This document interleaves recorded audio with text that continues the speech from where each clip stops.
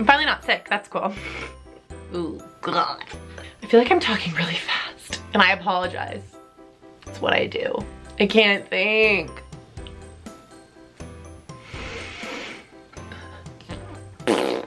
Hi guys, welcome back to my channel. So today I am going to be talking about something that a lot of you have asked for.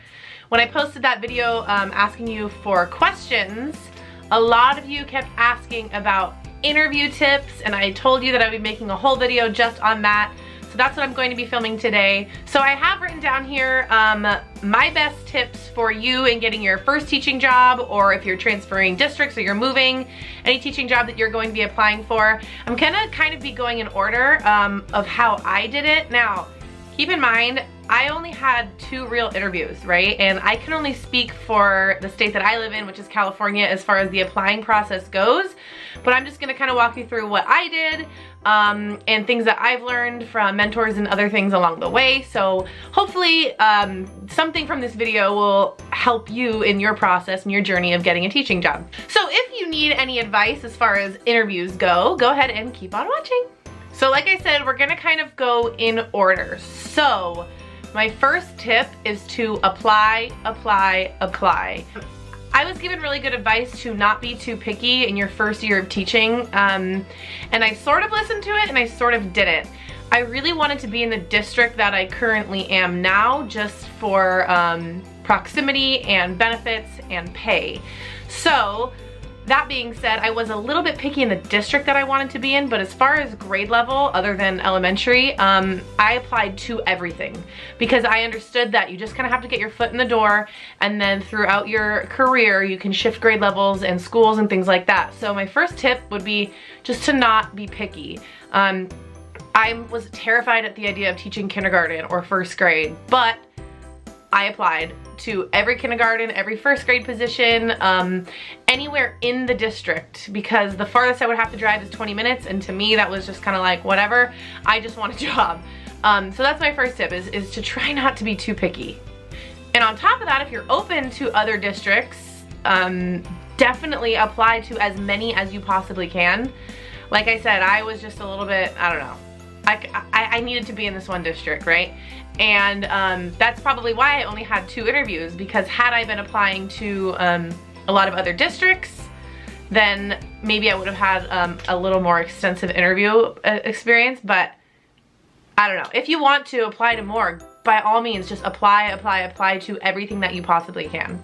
And the reason I say apply to everything is because you're gonna be a first-year teacher. Your resume isn't gonna stand out as much as somebody who's been teaching for 5, 10, 15 years. And so your chance of getting an interview are a lot lower. And I don't say that to discourage you, it's just the truth. And that's just what I've experienced, at least. Maybe that's not the case for some of you out there. And if that's you, good on you. But for me, I was like stressing. I was like, I just need an interview. So just apply, apply, apply, apply, apply, apply. So in order to apply, you need to make a really good resume, and that would be my second tip for you. When I was making my resume, I reached out to a friend who is really, really good at resumes, and she gave me a lot of good tips to make mine stand out a little bit more. And the one that I can give you is, when you list your student teaching experience or your subbing experience or things like that, and then you list things underneath that describe your experience, to not list things that are obvious, right? Like made lesson plans or taught 4 subjects, things like that, like, no duh, you're a teacher, that's what you did. But things that you accomplished or things that make you stand out are what you kind of put underneath those. So for example, when I was in my student teaching, I had the opportunity to teach AVID, and not a lot of kids had that opportunity or that experience. When I was substitute teaching, I put that I was one of the higher requested subs for a certain school. I mean, anything that's gonna make you stand out, because like I said, you don't have the classroom experience that puts you up here, so you need to kind of talk yourself up and make yourself sound, you know, appealing. And obviously don't lie, don't put anything on there that's not true, but really sit down and think about things that you did during your experiences in the classroom that, that kind of make you stand out. To be honest, this was like the hardest part for me. I had to really sit down with my friend. She's like, really think about things that you did. Another thing that stood out was when I really liked to do like songs and things like that in the instruction that I would plan, like for example in first grade. And so I put that underneath my student teaching experience because it's a little bit different. It's something that not a lot of teachers do. So now that you have your resume and you've been applying, hopefully you get a phone call that's saying come on down for an interview, whether it's over the phone or a FaceTime or a face-to-face interview.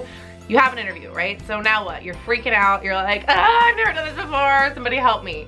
Okay, so next tips that I have are a couple of things you can do to prepare for your interview. And in this profession and a lot of other like careers, you need to practice your interviewing skills.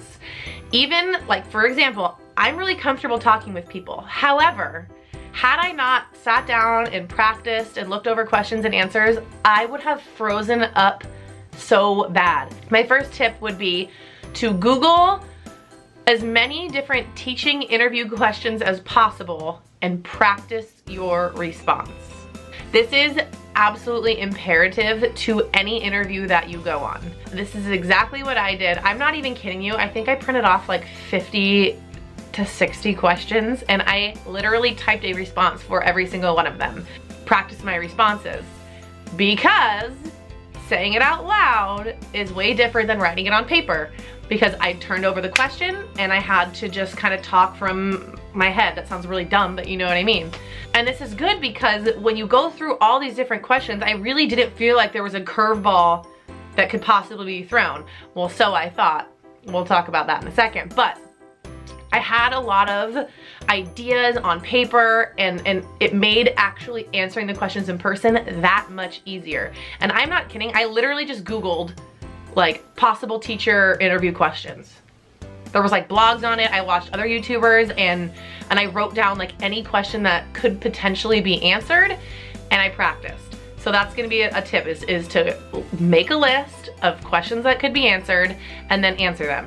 And then to piggyback off that, this is optional, but this is something that I did and I found that it really helped, is I recorded myself answering the questions. Now I didn't use my camera that I have right here, I literally just used my MacBook. And so I would really recommend doing that if you feel like you need that. I was just so like gung-ho about getting this job that I was like willing to do anything to prepare.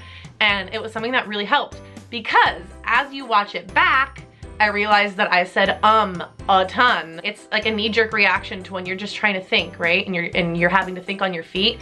We say a lot. I do it on my vlogs. I do it here. So just watching that video back, I was able to realize that, and I touch my hair a lot. I do that in my vlogs. I understand that. Some of you have come at me for it.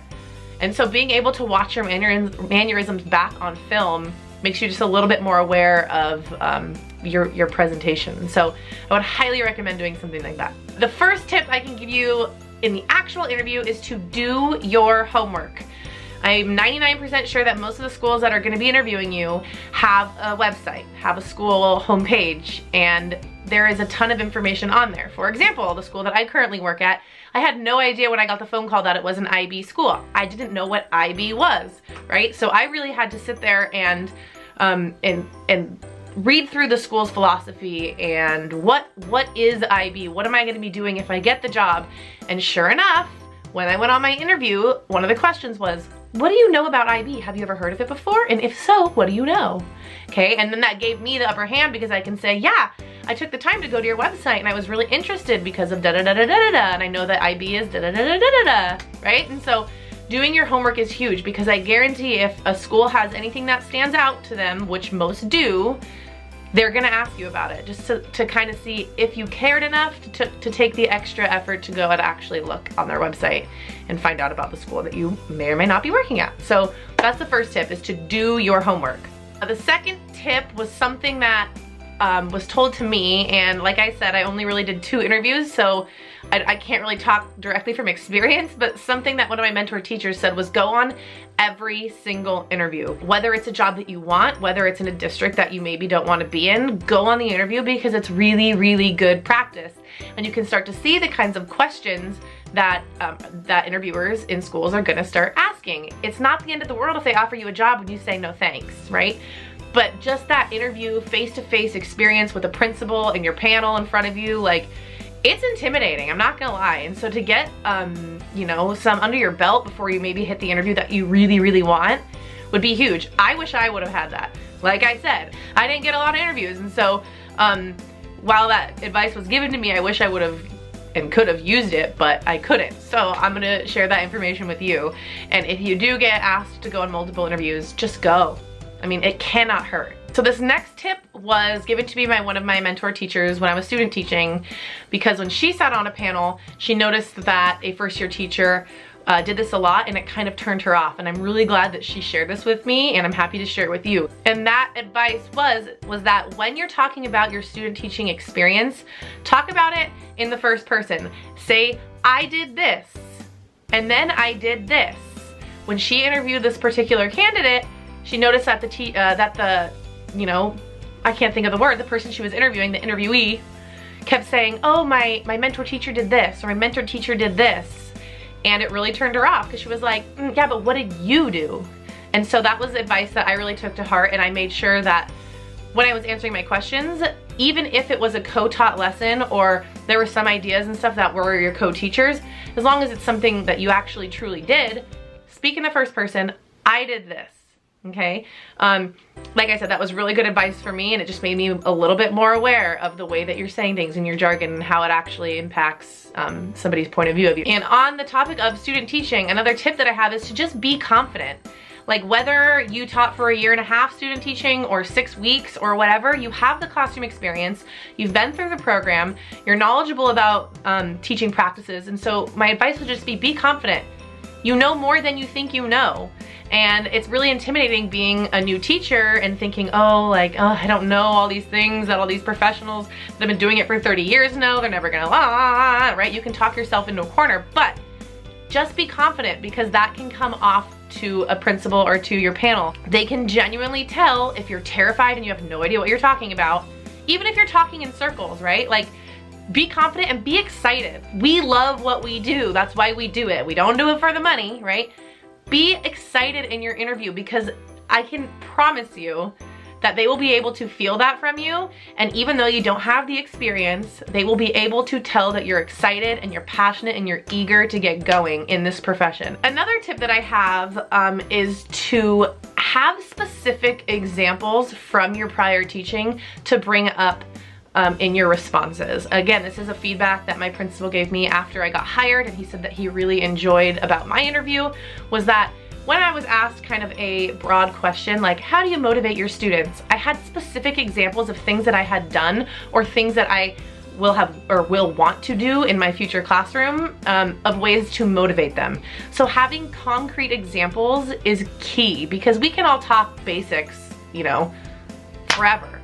But having those concrete examples tells your principal and tells the panel and your other team teachers that you know what you're doing, you've done it, even if it didn't work, you've tried it, and you have ideas to contribute. And so concrete examples, and when I get into like questions that I was specifically asked, I can give you a little bit more examples of ways that I answered those types of questions. But I did all this when I sat down and was writing responses to those 50 to 100 questions.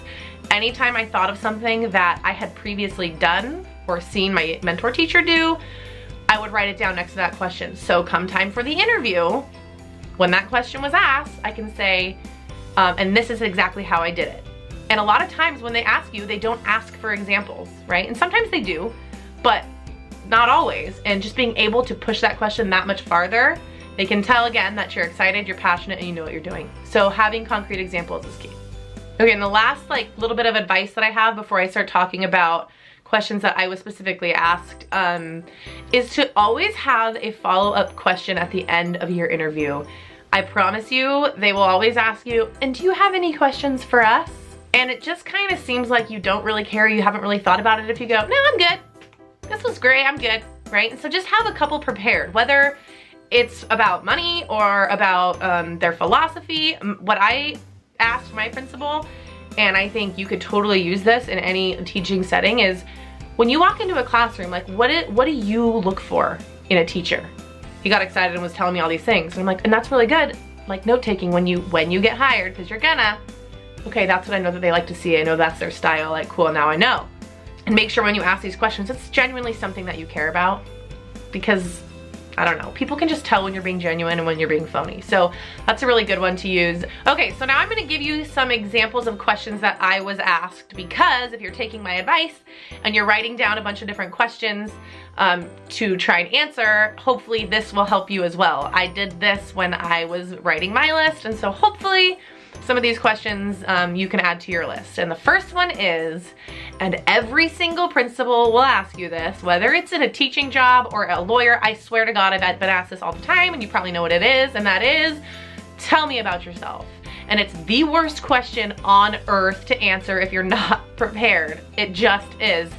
I don't know about you, but like, I don't like to talk about myself. And when I do have to talk about myself, I'm like, what do you want to know? I mean, I have a brother, like, you know, and so it's kind of awkward to answer this question because it's so vague.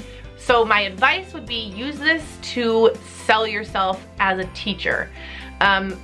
Obviously, I talked a little bit really briefly about, you know, where I went to school, a little bit about my interests. I like to travel, and then I pulled it in, like, I really like to bring my everything I've learned while traveling in different cultures into my classroom.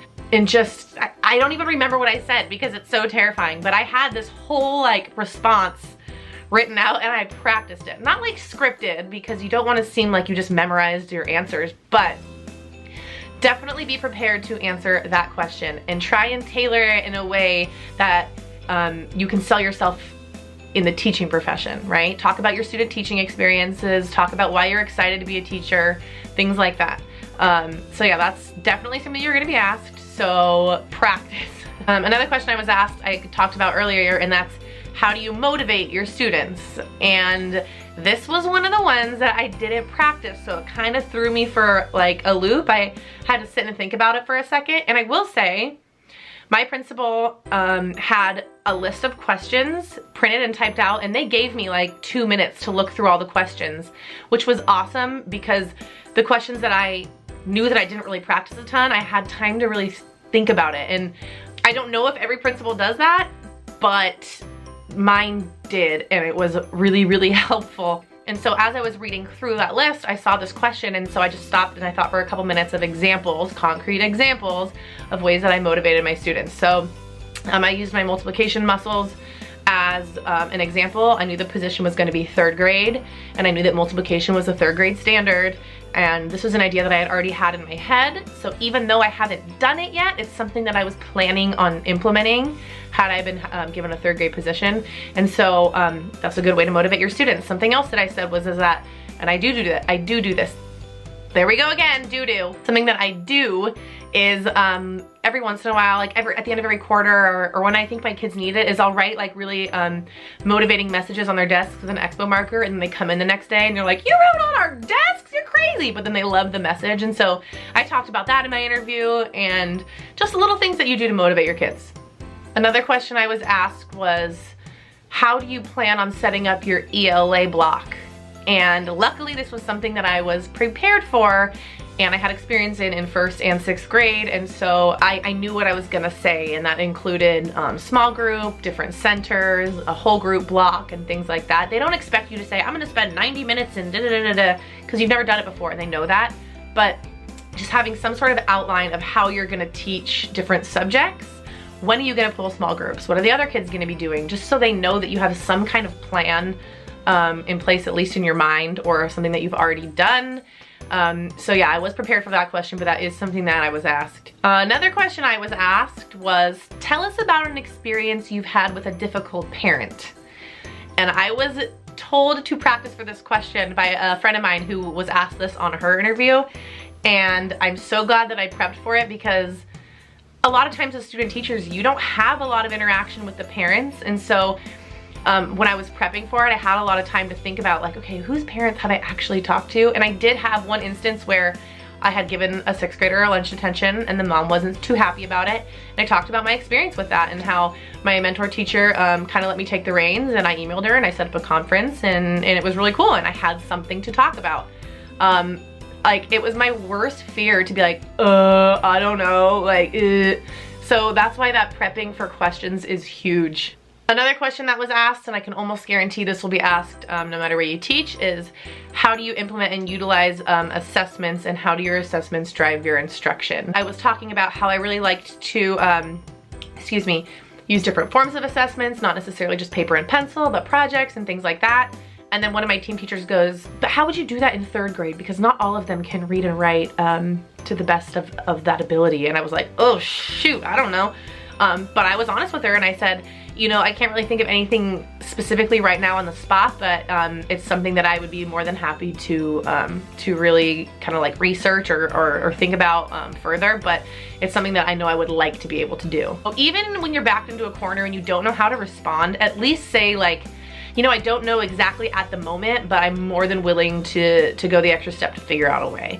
Because they don't expect you to know everything. Like I said, this is your first teaching job, and so just again, showing that you're excited and enthusiastic about it and that you're willing to put in the work to get to where you want to be is important.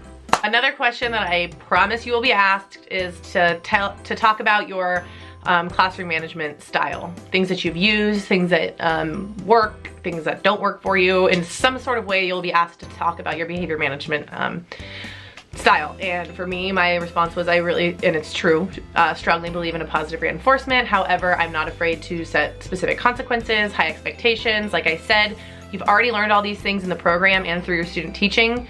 So just taking the time and really writing out what behavior management you want to put in place before your interview will make this question a super easy one to answer. Another question you'll be asked is how do you plan on differentiating instruction for your students, and how you answer that is totally up to you, but just know that that is something that you will be asked. Something else that I was asked was, what is your experience working with ELLs? What did you do to help your ELs? And luckily I student taught at a school that was really high percentage of English language learners, and so I had learned all sorts of different techniques and strategies to help the ELs, and so I had a strong answer. Again, something I prepared for. And then the last question I was asked was something I just mentioned earlier, was, what do you know about IB? And I was like, well, let me tell you. So that goes back to doing your research about your school and really knowing what their philosophy is, what they believe, and I promise that it will just put you a little bit higher above the other candidates that they are interviewing. So those are all the questions that I remember that I was asked. Like I said, you can Google or look on YouTube for all other teacher-related interview questions, and the best advice I can give you is to practice and to be yourself.